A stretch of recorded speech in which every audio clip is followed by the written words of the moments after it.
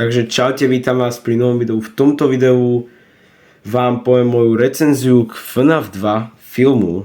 Takže tak no. Samozrejme v tomto videu budú aj spoilery, takže ak nechcete mať vyspoilerovaný FNAF 2, tak radšej na toto video nepozerajte. Ale budem rád, ak zanecháte like a odber, aby sme do konca roka dali tých 800 subs. Takže ja to nebudem zdržovať a môžete sa už na to.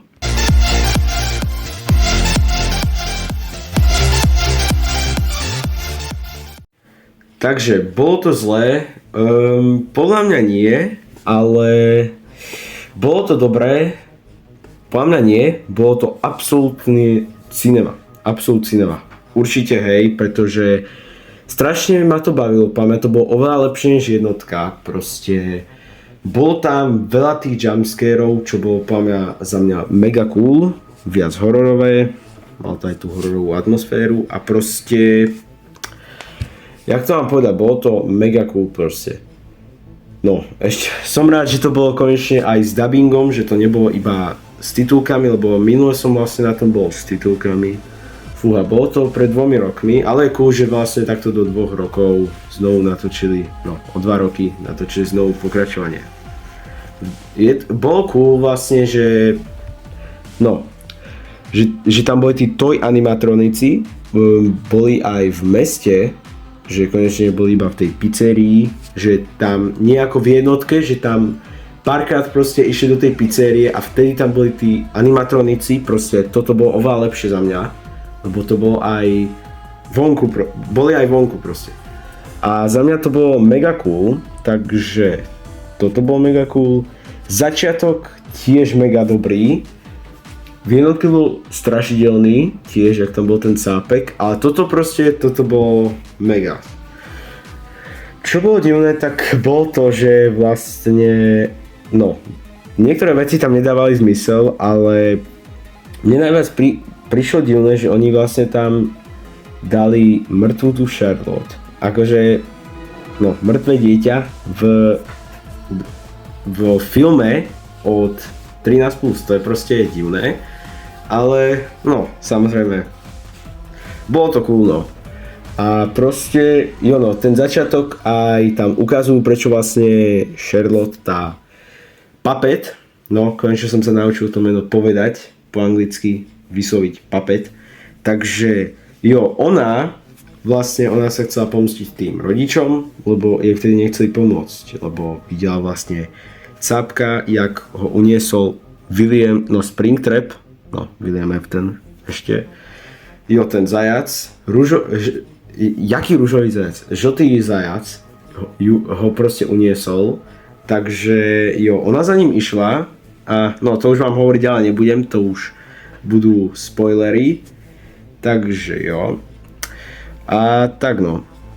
Proste podľa mňa ten začiatok bol mega dobrý, dali tam aj tú začiatočnú hudbu, ktorá je teraz aj pozadí.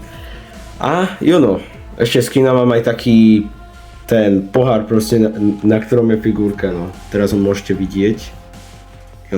Podľa mňa cool akože. A ending bol tiež taký cool akože. A musím povedať, ending tiež bol mega dobrý. A presne nám to potvrdilo aj to pokračovanie, že bude. A že Vanessa vlastne posadol ten Puppet. Ale čo proste bolo ešte viac cool, že v titulkách, tak tam bola tá hudba, nejako v minulom bolo Five Nights at Freddy's song, ale teraz tam bol It's Been So Long, tak sa to nejak volalo, áno, to si pamätám. To je za mňa mega OG hudba. To kedysi, keď som hrával FNAFko u kamoša, tak často sme si to púšťali, A ako bolo cool, že vlastne tam dala aj tú scénu, kde bol Mike a vlastne boli tam aj tí animatronici a musel si dať tú masku, aby si ho nevšimli vlastne. Aby ho nechali na pokoji, okrem Foxyho, samozrejme ako to bolo. Takže, akože za mňa to bolo mega cool, že to proste tak dá nejako v jednotke, lebo v jednotke napríklad nedali tam nič také, že akože z hry, že proste na tej kamery sa pozeráš. Alebo hej, počkaj, teraz si nepamätám. Neviem, nepamätám si, že by to tam dali, ale akože, no, dvojka bola lepšia ako jednotka. To rozhodne, hej, mal to aj lepšie hodnotenie na ČSFD. A no aj na Rotten Tomatoes sa mi zdá, neviem ako to bolo. Bolo aj cool, jak proste Mike tam stlačil toho Freddyho a on potom povedal or doslovne. Úplne cool, že to tam dali ten meme, akože strašne sa mi to páčilo, ja som kedysi mal aj taký skin proste. Ja som aj ten kôž doslovne aj našiel raz, v reálnom živote doslovne. Bolo cool, že týždeň dopredu som bol ktorý aj na Zootropolise 2, to bolo tiež mega cool. Ale teraz k FNAFku. No, bolo to mega, no to už poviem asi po 10. krát, ale bolo to proste mega cool, tak to skrátke poviem. Boli tam aj dve podtitulkové scény. Jedna bola vlastne, no počkať, aká to bola, jo, s tým Springtrapom. Jo, to bolo mega dobré. To som aj posielal fotku vlastne do príspevku a do postu na YouTube. A jo, no, tá podtitulková scéna bola cool, no. A bola mega dlhá, čo som bol celkom prekvapený. Potom tam bola druhá, ako keby, ale to nebola podtitulková scéna. To bolo... Čo to vlastne bolo? No to bola taká správa od Henryho vlastne, to bol asi ten zakladateľ pizzerie, no to už si nepamätám, ale... Čo tam, no to už som nepočul, že čo tam hovoril, hej, to už som odišiel, to už som musel ísť. Ale ono, niekedy si to rozoberieme. Schválne, ak chcete, aby som natočil z FNAF 2, no vlastne z jednotky, toto video, tak kľudne napíšte do komentov a dajte like a odber, podporí ma to. Inak vlastne asi o týždeň, neviem kedy toto video pozeráte, budú už normálne Vianoce, takže mega sa na to teším. Sorry, že moc nenatáčam, ale cez Vianočné prázdniny budem natáčať viacej, takže toho sa nebojte. A no, poďme to už ukončiť.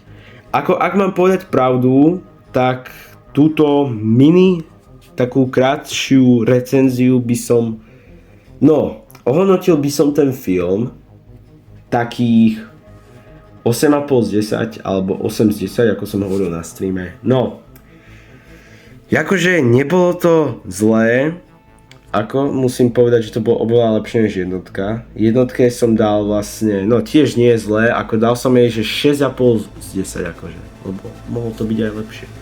Ale proste táto dvojka bola fakt cool, proste bolo tam aj veľa tých jumpscarov, ako som hovoril, a proste bolo to open, no. Takže akože dám tomu asi takých 8,5 z 10. Podľa mňa trojka bude oveľa lepšia, čo som počul, tak ona má byť o 2 roky, akože, takže no, teším sa, o 2 roky bude aj Sonic 3 a no. Ak chcete, aby som viac takto robil recenzie na filmy, tak dajte like a odber a samozrejme budem to robiť aj dlhšie, hej, lebo túto som urobil trochu kratšiu, aj keď, no, 7 minútov, ale moc som o tom nepovedal, ja viem, lebo nemohol som vám povedať moc tých spoilerov, nechcel som vám to vyspoilerovať až tak moc, takže tak, je to hlavne pre tých, že čo to videli, alebo čo si to váš vlastne v pohode môžu vyspoilerovať, lebo niektorí takí sú. A no, takže napíšte do komentov, ak chcete, aby som natočil FNAF hru, vlastne jednotku a tak no. Takže ďakujem, že ste video dopozerali až do konca, budem rád, keď zanecháte like a odber, aby sme sa čoskoro mohli stať, aby som sa čoskoro mohol stať Epic Games kreatorom, aby som dal 1000 subs vlastne, lebo do konca roka chcem dať aspoň tých 800 subs, dúfam, že to nejak zvládneme a do konca budúceho by sme mohli dať aj tú 1000, no, dúfam. Ale neviem, uvidíme, takže ďakujem, ak ste dali like a odber a uvidíme sa na budúce, takže čaute.